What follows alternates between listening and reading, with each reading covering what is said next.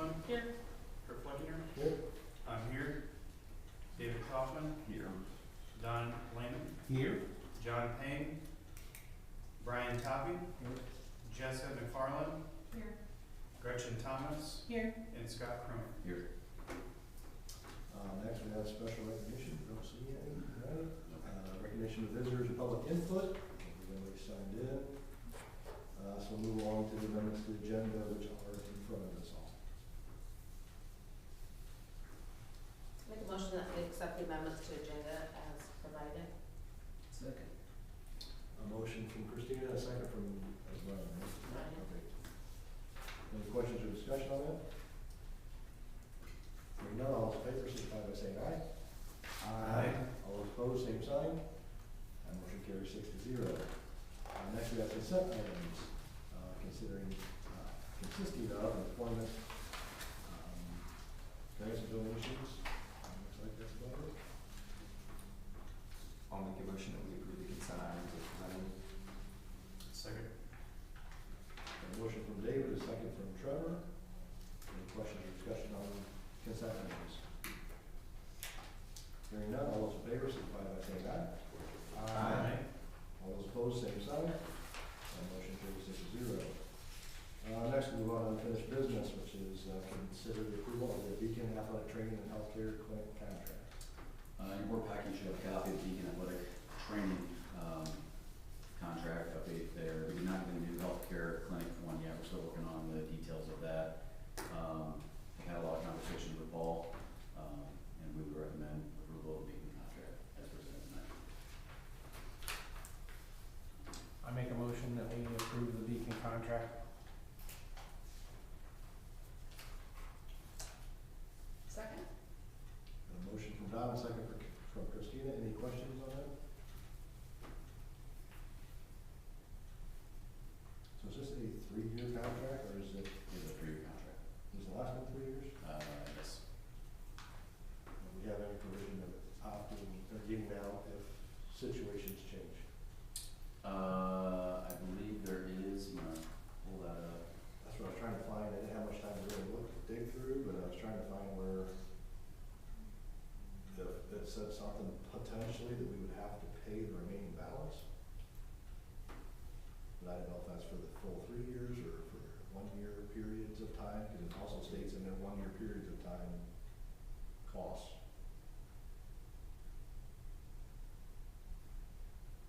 Because that would be my only concern if some things do change like what was presented earlier to us. There we go. Any party may immediately terminate this agreement. Any other party fails to observe or comply with the provisions of the agreement, any party applies for consents to the appointment of a single trustee.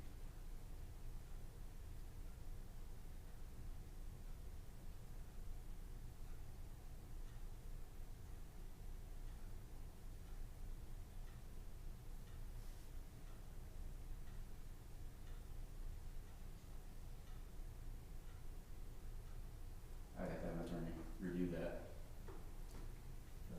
If the board would like to table it, we can table it and I can bring it back at a later time.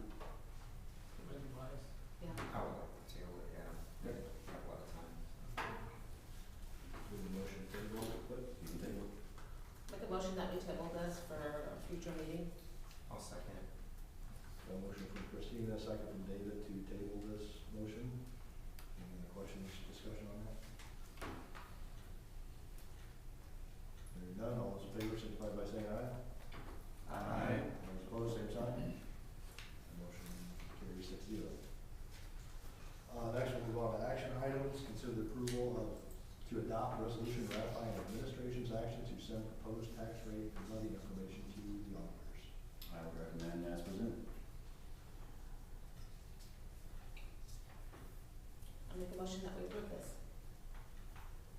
Second. A motion from Christina, second from Trevor. Any questions or discussion?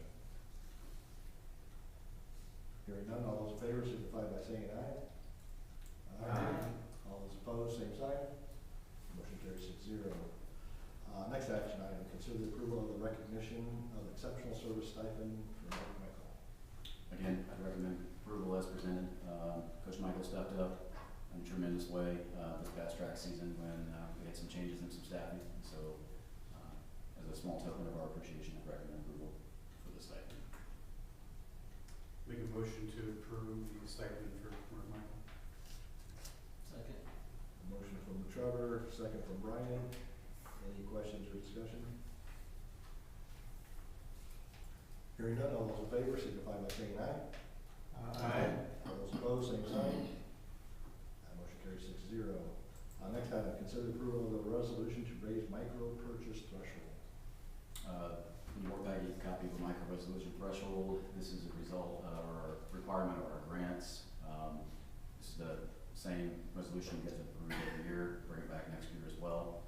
Provided you guys are still open, we will continue to approve this. Gretchen, or Annie, Jessica, you want to add to that resolution? Formality that we have to do, Okay. especially for hot lunch. I'll make a motion that we approve the resolution to raise the micro purchase threshold. Second. A motion from David, a second from Trevor. Any questions or discussion?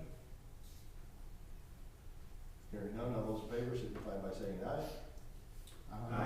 All those opposed, same sign. That motion carries 6-0. Next item, consider approval of the sale disposal of equipment. Board packet, you have a copy of the memo, authored by, our robotics director. She has equipment that is no longer being used, won't be used in the foreseeable future, and she would like to free up some space in her robotics lab. So, they have made this available to kids to take home as well, to work with. They've made it available to our STEM teachers, and so they've taken what they, thought was useful. And so we would recommend, approval as presented. I'll make a motion we consider the approval of the sale or disposal of the equipment. Second. A motion from Christina, a second from David. Any other questions or discussion? Hearing none, all those in favor signify by saying aye. All those opposed, same sign. That motion carries 6-0. Next item, consider approval of the out-of-state overnight travel request for boys and girls track team, which already happened, girls golf team to Meyer LPGA Classic, and girls cheer to Anderson cheer competition for the dates perspective. And there's also one on the Oh, yes. robotics consent, or the addendum. Correct. And we recommend approval as presented. So moved. Second. Motion from Don, a second from Christina. Any questions on those? Hearing none, all those in favor signify by saying aye. All those opposed, same sign. That motion carries 6-0.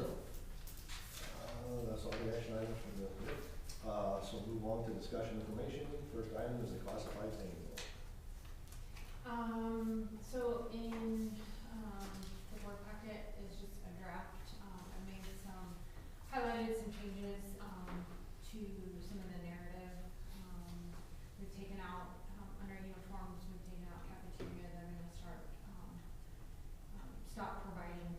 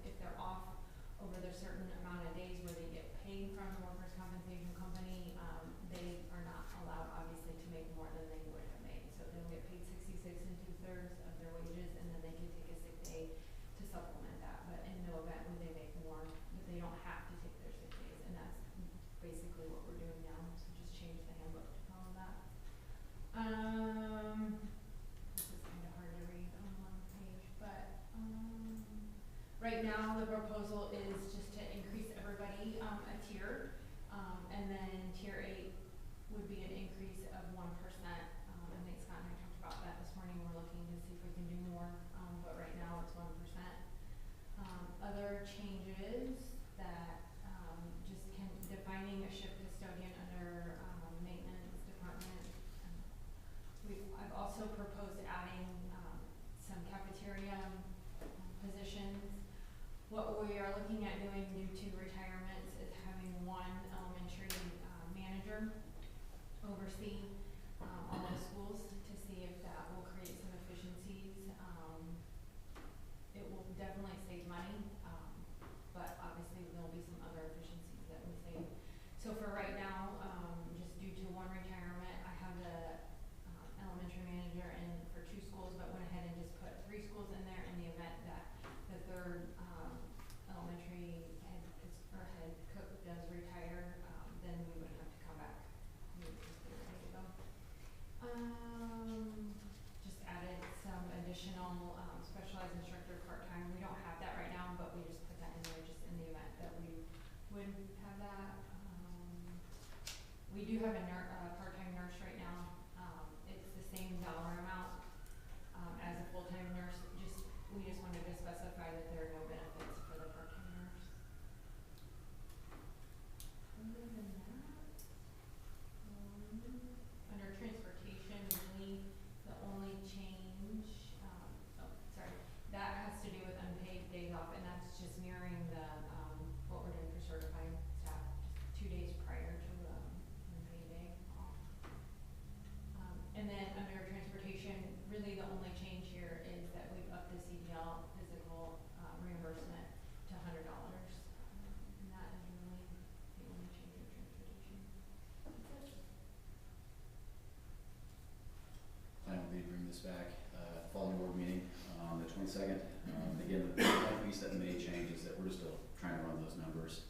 Obviously, we want to be as fiscally responsible as possible. At the same time, we want to do the best we can to try to keep up with inflation for our staff members. With the changes that are coming with property taxes and losses of revenue, making things tight, but obviously, again, we want to make sure that we're doing all that we can. So we're going to continue to run a few numbers and some scenarios for you and bring that back to you guys, so you have something to look at. Okay. Last item is just a presentation I wanted to do for you guys, kind of an end of year celebration. A couple months ago, ran across a study that was done at Ball State University, where they took it to determine value added for schools. Go to the next slide. And so, in this research, they talked about what has historically driven student outcomes and student performance. And number one factor, if you want to predict how well kids are going to do on any metric, whether it be graduation rate, whether it be test scores, grades, student poverty has always been that number one most important and driving factor. It usually makes up anywhere between 35 and 40% of any kind of test score result. Demographics also make up a large component of the things that schools cannot control for. But what the study also found in their research of the literature was that anywhere between 47 to 59% are things that schools can control and can do to help improve student outcomes. And it has to come down to teaching, learning support, or different kind of programs that the school can offer that can benefit students and their outcomes. And so for this particular study, they utilized Indiana Department of Education data.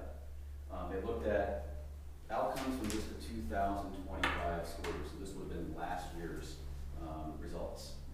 And the purpose of the study was to try to determine what is the value-added effect of different public school corporations across the state of Indiana. And again, they're trying to control for factors that are beyond the control of school corporations. They used a regression model to control for these items right here, which have an impact on student outcomes. But again, schools have zero control on the community that they serve. And then the outcomes that they looked at were I-Learn passage rates for both math and ELA. Oftentimes we look at just math passage rates and ELA passage rates. In this study, they combined the two together. And so we had to pass both in order to be a success. And they looked at just 3rd and 8th grade. So again, it's not an all-encompassing study. They looked at only 3rd graders passing math and ELA, 8th graders passing math and ELA. So they went from 3rd grade, 8th grade, and then they also looked at the SAT exam and the college ready benchmark. So they looked at a junior year assessment as well. Key findings, well, they basically reaffirmed what the literature has told us and what research over the years has told us, is that free and reduced lunch status is the strongest determinant on test scores. It explains around 35 to 40% of the variation alone. In essence, the higher the poverty level in the school corporation, the lower the test scores. There's an inverse correlation there. But it also found that about 50% of the performance is unexplained by student demographics. That's the value-added measure that they were attempting to study here. They broke down the rankings into 5 different quintiles. So essentially, if you received a 1, that meant you were in the top 20%. If you received a 2, you're in the top 40%, and then so on and so forth. And so our results, I know this is a little bit hard to see, but I did highlight where we're at, which is near the top. And here we are in our region. And again, this is both for passing math and ELA. And so again, our predicted proficiency in that realm would have been 39.7%, passing both, based upon our student demographics. We outperformed them. We had a 56.5% last year. So this minus this gives us our value-added metric of 16.8%, third highest in the area. Now, oftentimes on our plan on a page, we talk about we want to be in the top 5% overall performance. And so I also ran this analysis against the top 5 highest performing districts in the state. Not the top 5 highest percentage of value added, but the top 5 percentage of overall actual proficiency. And we were 4th in that metric. But keep a close eye on this right here. I thought this was interesting. Again, these are top 5% of the schools in the state of Indiana. Look at our predicted proficiency, 39.7. We are among the lowest. There's only one other school system that has a lower predicted proficiency than we had. And again, our folks are pushing our kids to be in the top 5%. That's pretty remarkable. Jumping up to 8th grade, here we are in the region. We are 1st. Remarkable, remarkable work.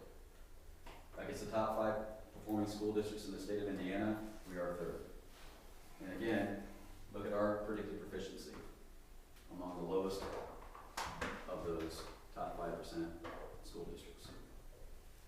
At the SAT level, there we are. I haven't pointed this out, but we're in the top quintile in every single one of these metrics. And then against the top 5% of schools in the state, again, I think that's 6th overall in that value add. Pretty remarkable. I then took the average of each one of those grade levels. Again, it's a 3rd grade checkpoint, an 8th grade checkpoint, and the SAT. Here we are with an average of 14.9 overall, 1st in our region, which is where we like to be. Against the top 5% of the schools in the state of Indiana, we've still got some more to do, but we're 3rd. Again, pretty remarkable. Again, why does it matter? Well, again, always reflecting on our core values. You know, we are student focused, and we have that commitment to the pursuit of excellence. And so, you know, oftentimes we talk, well, kids are way more than a test score, and that's 100% correct.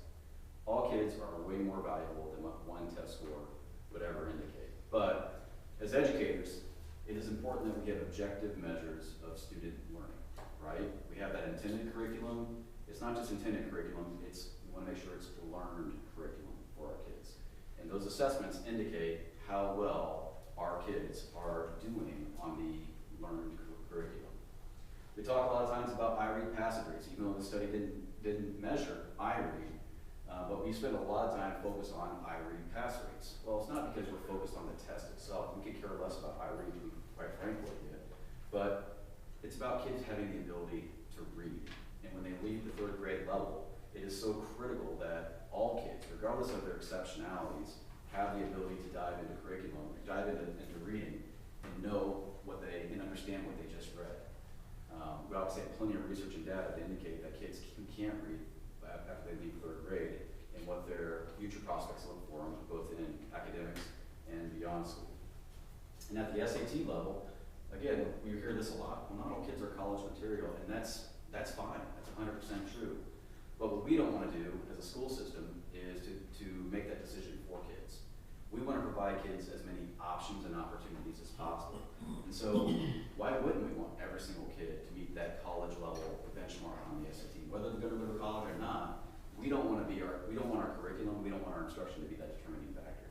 If we can get more and more kids who are prepared for college via the SAT, again, we've done our job, and then those families and those children can make their own decisions. So, next steps, well, the beauty of this is, next steps are continuing what we are doing. You know, our team and the data can substantiate that. It's just performing at an absolute elite level of performance. Our teachers, our administrators, our coaches, instructional coaches. And so it just comes down to refining what we are already doing. Refining that curriculum to make sure it's in alignment with what Gretchen does over the summer to make sure it's in alignment with what the state of Indiana requires us to do. Continue to focus in on that effective instruction. Right now we're in the process of modifying and improving our teacher evaluation system to make sure it's in total alignment with, you know, what the science of reading tells us and what other new strategies that have been brought in the fray are telling us. Utilizing that data-wise process, and again, continue to support and build up our instructional coaches so that we have that job-embedded professional development. Because again, at the end of the day, it's about continuing to push all kids, regardless of their demographics, to, you know, their highest potential and their highest outcome. So, thought I want to share that with you guys. A nice little celebration at the end of the school year. And again, just more affirmation that, you know, we just have an elite level team that's providing great outcomes for families and students. So, happy to answer any questions you guys may have.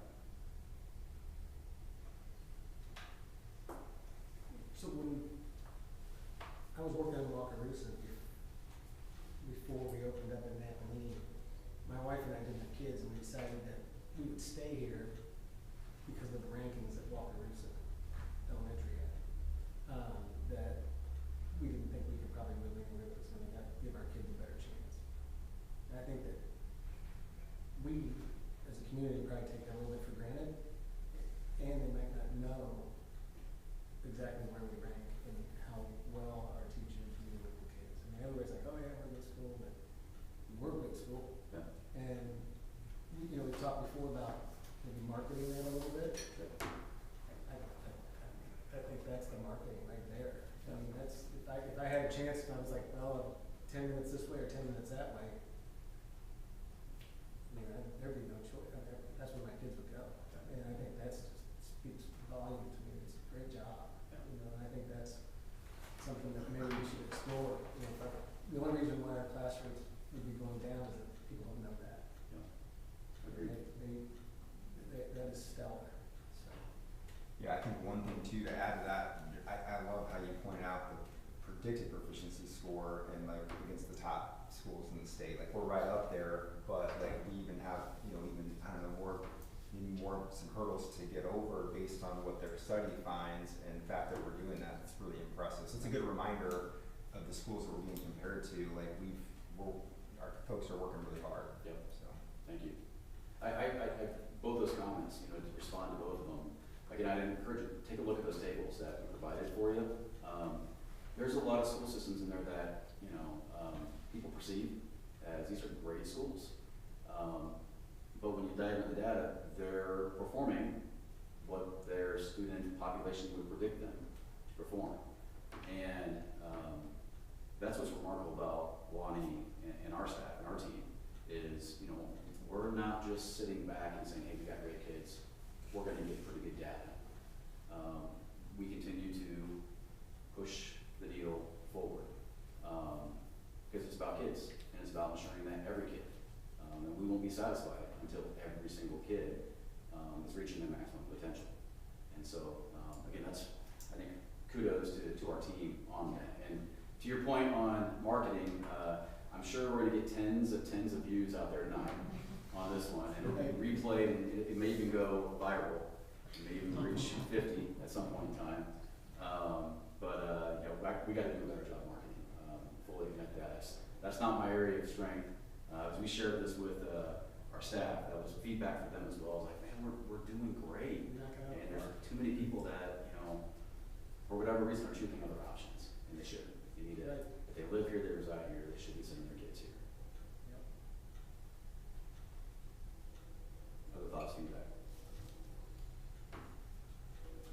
thank you guys. And that is all we have this evening. Thanks for doing that. Yeah. Thank you. There being no further business to come attached to the board, a motion to adjourn is in order. So moved. Second.